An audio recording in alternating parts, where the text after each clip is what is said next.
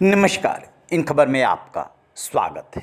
पाकिस्तान से अपने 4 बच्चों के साथ भारत आकर के सचिन मीणा से ब्याह रचाने वाली सीमा हैदर कईयों के लिए मुसीबत बनती जा रही है।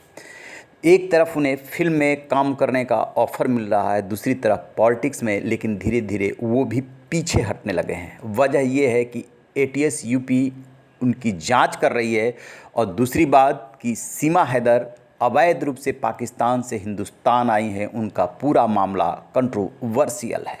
इसी बीच एक बड़ी खबर ये आ रही है कि प्रयागराज में अतीक और अशरफ जो कुख्यात गैंगस्टर थे, उनके मारे जाने के बाद उनकी पत्नी शाइस्ता परवीन व जैनब दोनों फरार हैं और दोनों कहीं न कहीं आर्थिक संकट झेल रही हैं। लिहाजा अपने वकील विजय मिश्रा को उन्होंने ये जिम्मेदारी सौंपी कि जो उनकी बेनामी संपत्तियां हैं उसको बेच करके पैसा वो दे। इसी सिलसिले में विजय मिश्रा लखनऊ के एक होटल में सौदा करने के लिए पहुंचे थे और खबर है कि जो अशरफ है उसकी पत्नी रूबी उर्फ जैनब भी वहां पे पहुंची हुई थी। इसी बीच लखनऊ पुलिस को लग गई खबर और उसने होटल में कर दी छापेमारी, जहां से विजय मिश्रा को गिरफ्तार कर लिया गया है। वहाँ विजय मिश्रा पे आरोप है कि उन्होंने एक फर्नीचर व्यापारी से 3 करोड़ की रंगदारी मांगी थी। उसी सिलसिले में उनकी गिरफ्तारी हुई है, लेकिन पूरी कहानी कहीं न कहीं सीमा हैदर से जुड़ रही है। आखिरकार सीमा हैदर का शाइस्ता परवीन और जैनब से क्या है कनेक्शन? तो जो कहानी निकल कर के आ रही है उसके मुताबिक कोई भी अतीक और अशरफ की बेनामी संपत्ति को खरीदने के लिए जल्दी तैयार नहीं हो रहा है।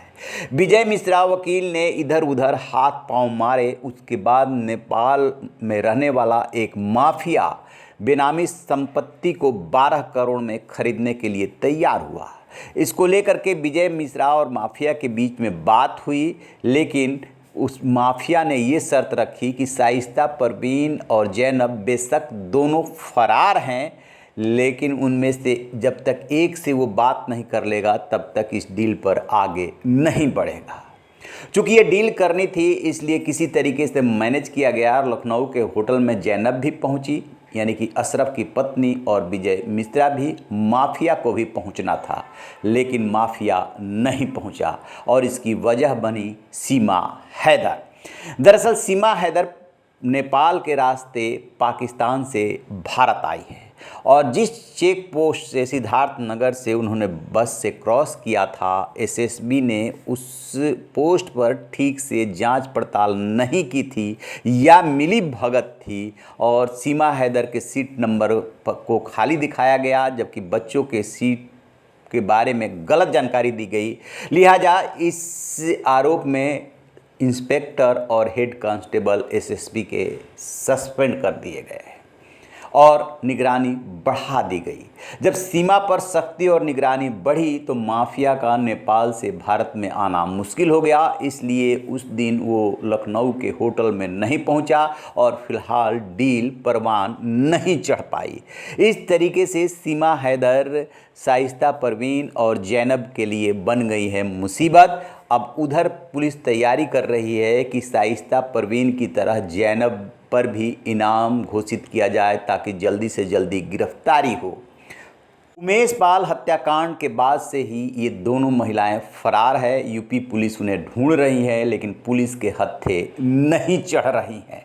अब देखने वाली बात यह है कि सीमा हैदर किसके किसके लिए मुसीबत बनती हैं और खुद कौन कौन सी दुश्वारियां झेलती हैं।